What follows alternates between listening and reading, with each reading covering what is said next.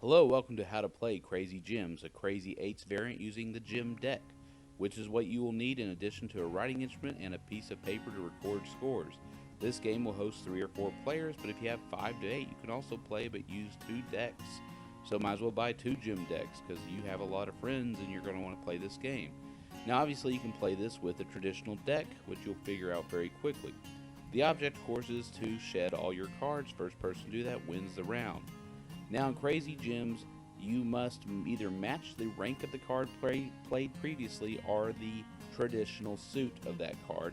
Now there's certain power cards that need an exact match. Those cards, of course, are 2s and jacks. Now 2s are going to force you to draw 2 if it gets played, and you don't have another 2, then you'll be forced to draw 2, and if you can, then play whatever suit that 2 was. If you don't have that suit, you draw a 3rd card and end your turn, unless you play that 3rd card. Jacks are similar. If you get jacked, it means you got skipped. You'd either have another jack not to get skipped. Now, if it's not those 2 cards, you can play an 8 at any time and change whatever suit's needed. You can play an 8 of hearts and say I want spades. You can play 8 of hearts and say I want clubs, and the other players have to play clubs. Aces change the direction of the game. So if you play an ace, the previous player then goes. Kings get followed, and jokers anybody can play. They're just like the eights, except the next player decides what suit and rank gets played by playing any card. So the game can end when either a player has won a certain number of rounds or scored a certain number of points. And here's some scoring suggestions for the card values. You could pretty much make this game your own. This game has probably been house ruled more than any other card game I know of. There are rules and variants everywhere. If you're saying, hey, this game looks a lot like Uno, yes, that's because Uno looks a lot like this game. This is where Uno came from, was Crazy Eights. And this is a variant that I like that has all these cool action cards. So you're going to need all 54 cards, and if you have more jokers, even better. So in order to start the game, we're going to deal 8 cards to each player, starting with player on the dealer's left, and then we're going to take the deck, put it down on the board, and then turn up the first card. And that will be the card that you either have to match rank or suit, so they match suit. Now we have a jack. A jack can only be counteracted by another jack, which happens, and then play continues. An 8's been played, and now a suit gets called, and now it's up to player 4 to play a card. He does, and we continue down that path. Now a 2's been played, now 2 2's have been played, so now we have to draw 4. And for some reason I didn't do that, so this video is kind of screwy. So ignore that, just follow what I'm telling you, don't play according to how the video is played, because somewhere along I made an error and didn't realize it. So play is going to continue like this. Now a joker's been played, so the next player can play any card.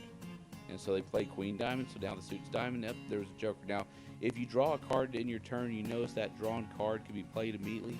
If you can play it before the next player, it's a legal move, so be quick, which is the point of this game. This game is all about speed and being fast and being quick and being nimble. So when everybody knows the game, it's a fast, quick game. It plays much like this video is being played, even though I've sped it up. So there, player 4 won. He gets either the points that are the cards left in each player's hand, or he gets the round win, whatever you guys have come up with. Like I said, this game you can make your own. Now we see the king there has been played. We played 2 kings, you can do that. And with the gem deck, you then can play the secondary suit to a king, which makes kings very powerful because there's 2 additional suits you can play on there. So now an ace has been played, so now it's been double ace, so we're back to counterclockwise direction. There's no point in changing my card direction reminder, so let's just get rid of it. So now we either play a club or we play another ace, and we decide to play 3 club. Now 3 spade could work there, or any other club, so they'll go with any other club. Now player 3 there decides, I think a 6 of hearts looks pretty good, and he'll play that. And it will continue. Now we've changed the suit to hearts. Hearts must be played, or a 6 must be played. We played 5 hearts, now we played 9 hearts. This goes on and on like this. And now the direction's been changed, so we indicate that. We play a heart, so now we're counterclockwise. And that's what I like about the Crazy Eights. It's fast. You can play with a traditional deck, but I think playing it with the gym deck makes it that much better. Now, obviously, you can't play a jack diamond to that, so we'll play the jack or the 10 of diamonds and change the suit. Now, the suit's a diamond unless a 9 of another suit can get played. Player 1 did not have a diamond in hand, draws a card, did not get a diamond, so now we have a king. With a king, you can play any another diamond or any of those 2 suits. He plays one of those suits, it's a gold. So there's no 2, so he has to draw 2. And now he can play any card that matches that suit to end his turn, and he does so.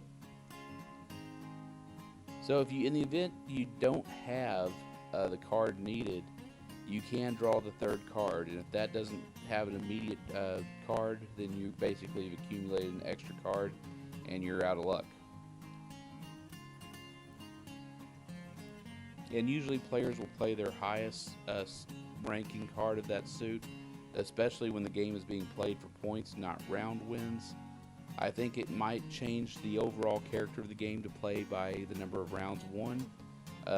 With points, you see people getting rid of their high cards. With rounds, people might hold on to jokers to the very end, which is also a good strategic decision because jokers play and 8s you want to kind of hold until you absolutely have to have them.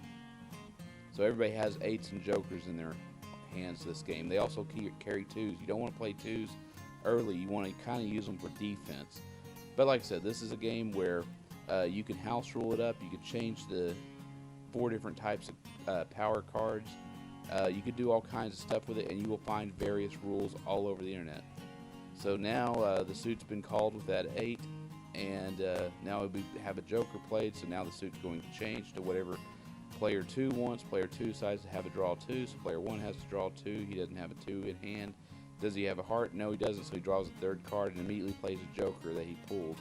So now he's been aced, does not have a diamond in hand, so he has to draw a card. So now it's player 2's turn, and player 2 does not have a diamond, so he'll have to draw. Oh, he has a 2, so he plays that. So now player 3 first must draw 2 cards, then play any diamond. He plays the queen of diamonds. And now the round's over. Player 4 has won again. You either score points or round wins.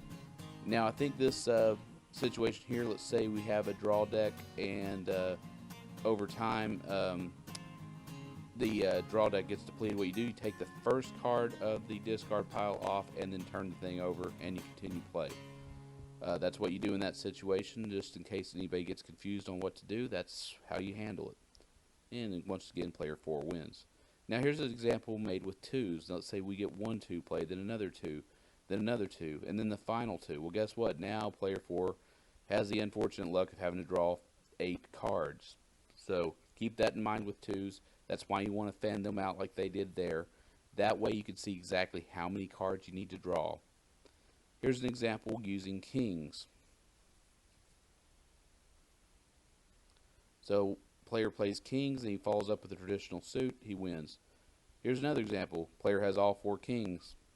At this point, the game's over because he's going to go ahead and throw all 4 down. That round's over. Aces. Aces, of course, reversed turn order. So we get 1 ace played. Then we get a 2nd ace played. Then you can get a 3rd ace played. Jacks. Jacks skip. You need another jack to skip a jack. So here's an example of that.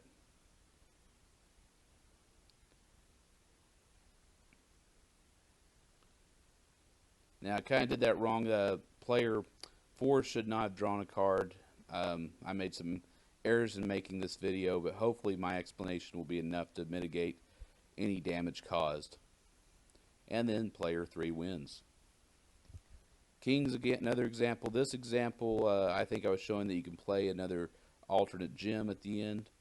So, like always, at the end of every card game video, we tell you come to our card game meetups if you want to play cards with strangers in a public place full of other people that also don't know either one of you, so if anything bad happens, you'll have plenty of witnesses.